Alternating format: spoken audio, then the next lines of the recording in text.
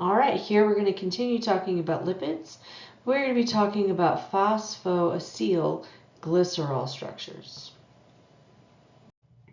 Okay, so talking saponifiable, this means it can be hydrolyzed. That ester bond can be broken. We're going to break down phosphoacylglycerol structures and exactly what these mean.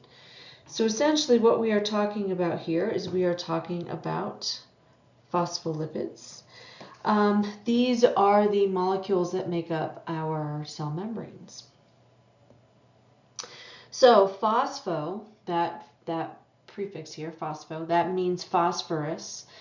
This comes from the phosphorus atom, and essentially what we are looking at is we are looking at a phosphodiester functional group. So that phosphodiester functional group is actually right here. Okay, so what we have here with our phosphodiester group is that we have one ester between the glycerol and the phosphorus. Let me see if I can change colors here. Something seems to be a little off. Nope.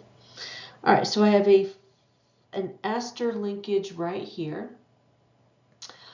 between that glycerol and the phosphorus.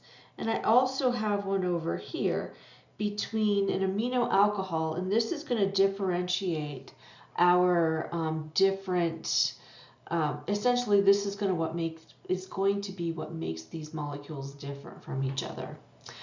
We still have two fatty acids, so we have an acyl functional group here.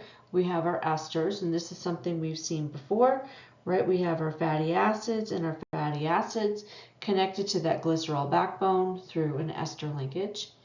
And then, of course, we also still have our glycerol, our alcohol, which is right here.